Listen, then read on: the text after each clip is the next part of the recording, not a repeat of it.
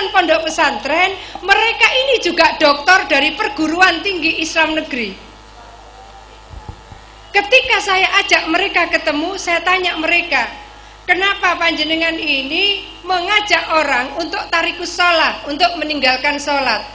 Jawabannya sederhana sekali, Bu Khofifah, orang ini kan sebetulnya sholat karena tanha anil fakhsya iwal mungkar. Orang ini sholat tujuannya tanha anil fakhsya iwal mungkar. Kalau orang itu tujuannya tanha anil fakhsya iwal mungkar, dia bilang saya ini sudah baik, saya tidak perlu lagi sholat. Loh, kelompok-kelompok tasahul seperti ini macam-macam bentuknya. Sampai kemudian pernah mereka puasa-puasa, panjenengan bisa membayangkan puasa-puasa, mereka membuat seminar di perguruan tinggi Islam yang sangat besar di Jakarta. Puasa, melakukan seminar yang mengundang pakai jilbab profesor doktor, yang diundang juga profesor doktor. Judul seminarnya adalah nikmatnya kawin sejenis. Itu merajalela luar biasa. Atas nama apa? Atas nama hak asasi manusia, kata mereka. Ini loh kelompok-kelompok tasahul. Nah, mereka ini sekarang sudah punya agen. Oh, kalau mau diresmikan, perempuan dengan perempuan, laki-laki dengan laki-laki, bisa di Singapura, bisa di Belanda, bisa di Inggris. Yang mempromosikan itu juga profesor doktor pakai jilbab, dosen perguruan tinggi Islam. Mereka punya buku, bukunya juga bedah bukunya keliling kota. Saya ingin matur panjenengan yang kelompok-kelompok tataruf tasahul ekstrim yang mengajak liberalisme seperti ini, liberalisasi syariat, liberalisasi akidah, ini kan berbahaya sekali. Bagi yang ngambang-ngambang, tadi saya matur, yang floating itu gampang sekali. Ambil gampangnya sudah, katanya nggak perlu sholat, yang penting kita baik. Masuk lagi nanti yang tasyadud, yang bagian garis keras, radikal kanan ini juga berbahaya. Karena apa? Anak didoktrin, pokoknya kita harus bikin negara Islam kalau mau makmur. Kalau memberantas kemiskinan, jawabannya negara Islam. Pokoknya kalau mau berantas korupsi, negara Islam, dan seterusnya dan seterusnya. Akhirnya apa? Oh, kalau kita bikin negara Islam, kita harus kumpulkan uang. Akhirnya anak-anak ini harus menipu orang tuanya. Uang ujiannya lah yang hilang, uang beli laptop yang hilang, lalu dikumpulkanlah itu. Katanya ini modal untuk mendirikan negara Islam. Atau mungkin yang dia bergerak langsung pakai bedil, pakai apa lagi itu, senjata tajam. Mereka bikinlah gerakan itu, apakah di Ambon, apa di Poso, dan seterusnya. Saya ini pernah naik taksi dari Kuala Lumpur ke airport, kira-kira 1,5 jam. Lah kok sopirnya ini anak buahnya Nurdin Emto. Pernah kenal Pak dengan Nurdin Emto? Kalau dengan Nurdin Khalid pasti kenal. Ah sudah. Ketika saya bersama anak buahnya Nurdin, saya itu enggak tahu. Cuma kok sepertinya ini apa? Ya, agak garis keras. Beliau bawa mobil, beliau bawa taksi. Yang menarik adalah ketika saya berangkat dari Kuala Lumpur ke airport, si sopir ini tanya kepada saya. Dia bilang gini, Makci orang Indonesia? Saya jawab iya. Dia bilang, Makci, apa pendapat Makci tentang Nurdin Emto dan Dr. Azhari? Saya tidak jawab. Dia tanya lagi, apa pendapat Makci tentang Nurdin Emto dan Dr. Azhari? Saya tidak jawab. Sampai 3 kali dia bilang, tolonglah dijawab seikhlasnya. Sudah. Akhirnya kemudian saya bilang begini, Nurdin Emto dan Dr. Azhari, kalau yang saya lihat di dalam rekaman yang ditutup kepalanya, katanya dia anti Amerika, anti Itali, anti Inggris, anti Australia.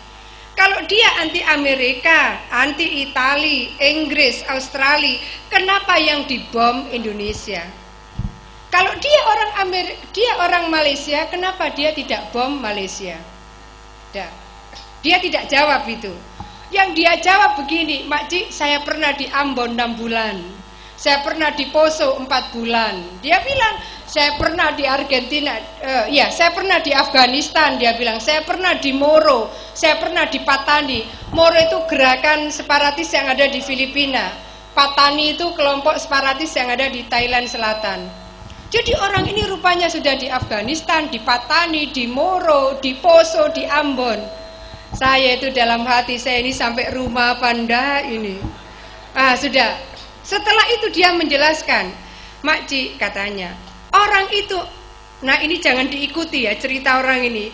Orang itu mati syahid, dicari katanya. Mati syahid itu tidak turun dengan sendirinya, menurut dia.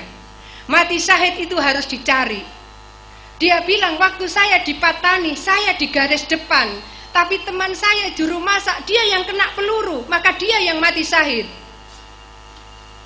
Dia bilang begini, kalau orang itu mati syahid, dia bisa membawa 60 anggota keluarganya masuk surga. Kalau orang itu hafal Quran, hanya bisa membawa 10 anggota keluarganya masuk surga, kata dia. Saya bilang begini, bagaimana caranya dia bisa membawa 60 anggota keluarganya masuk surga, sementara dia sudah membunuh sekian banyak orang. Dia pun tidak sempat minta maaf kepada orang yang dibunuh, padahal itu bukan orang-orang yang membuat kesalahan. Bagaimana kalau ini kemudian didoktrinkan pada anak-anak SMP SMA yang mereka itu memang floating, bahasa saya ngambang, bimbingan agamanya itu lemah. Saya mohon maaf, penyuluh-penyuluh agama dari Depak itu menjadi faktor penting untuk bisa menyapa anak-anak ini. Kalau tidak disapa oleh penyuluh agama, dia disapa oleh TV. Anak-anak sehari-harinya lebih banyak di depan TV apa di depan Quran? TV, ya kan? Kalau di depan TV lebih banyak madorotnya apa maslahannya? Coba. Saya ingin mengajak kepada kita semua, kalau tidak disapa oleh penyuluh agama, tidak disapa oleh guru agama, dia disapa oleh televisi. Anak-anak kita pun dengan jujur menjawab, mereka lebih banyak di depan TV daripada di depan Quran. Di depan TV insya Allah lebih banyak madorotnya. Kalau tidak di depan TV, lalu di depan internet. Ada yang belum pernah buka internet? Yang desa sekali lah kalau belum pernah buka. Nah sekarang itu bagaimana orang tua bisa mengawasi bahwa yang diakses oleh putra-putri panjenengan adalah internet yang sehat. Ibu menawi panjenengan pirsa setiap hari itu diproduksi bisa ratusan situs-situs porno. Bisa ratusan situs-situs porno. Itu bisa diakses anak-anak SD. Jangankan SMP, SMK. Proses seperti itu, pengimbangannya ini di sekolah itu lemah sekali. Gurunya yang ngajar matematika fokus matematika, yang ngajar biologi fokus biologi, nanti yang ngajar sejarah fokus sejarah. Lalu pelajaran agama kebagian berapa jam? Maka yang harus dibangun adalah integrated system. Di dalam integrated system, maka ketika menjelaskan biologi, tentu sang guru akan menjelaskan kenapa daun ini hijau. Subhanallah, betapa kebesaran Allah membuat daun satu pohon ini. Apakah bisa kita ngitung? Karena satu tangkai daun ini ada daun-daun kecil yang melingkari sampai kemudian kelihatan cantik. Lalu kalau guru biologi itu nilai ketauhidannya tinggi, akan menjelaskan ini ada bunga, coba kalau ini harus diwarna oleh manusia. Dan seterusnya dan seterusnya. Bagaimana kemudian di dalam biologi ada ilmu ketauhidan, di dalam matematika ada ilmu ketauhidan, di dalam sejarah ada ilmu ketauhidan, dan di dalam olahraga pun ada ilmu ketauhidan. Kenapa tidak? Al-aqlus salim fil jismis salim. Sehingga ilmu ketauhidan itu akan menjadi ruh dari seluruh ilmu yang diperoleh anak-anak kita. Kalau ada orang ngajak ke kanan, dia bisa mengatakan, oh tidak, dia punya dalil. Kalau ada orang mengajak ke kiri, dia bilang, oh tidak, dia punya hujah yang cukup kuat untuk bisa teguh pendirian. Ini tugas penting, tidak hanya para guru tetapi juga para orang tua. Saya mohon kepada Bapak Ibu sekalian, karena ini artinya juga sebetulnya muhasabah untuk diri saya sendiri. Kepada anak saya misalnya, yang satu kebetulan dia mengambil di finance di Monash University, satu lagi dia mengambil finance di UIBA di Beijing.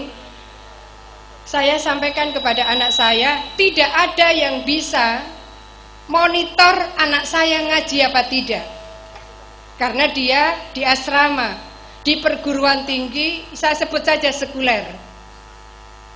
Kenapa dia mengambil finance? Bapak Ibu yang saya hormati, sebetulnya saya sedikit memaksa, karena dia sebetulnya punya fokus yang berbeda dengan yang saya inginkan. Saya diskusi dengan anak saya, jikalau tidak keberatan ambillah finance. Kenapa? Problem umat Islam di dunia termasuk di Indonesia adalah problem kemiskinan. Ketika kita berhadapan dengan masyarakat miskin, kiai-kiainya seringkali hanya berdalil kadal fakru ayyakuna kufran, that is not enough. Nggak cukup. Orang ini miskin, dia nggak bisa makan, dia lapar, ya harus dikasih makan. Orang ini miskin, dia nggak bisa sekolah, dia harus dikasih beasiswa. Orang ini miskin, dia sakit, dia harus diberikan layanan kesehatan. Setuju napa mboten? Jawaban kemudian secara ekonomi, perbankan. Ada perbankan syariah. Di dunia ada namanya Islamic Development Bank.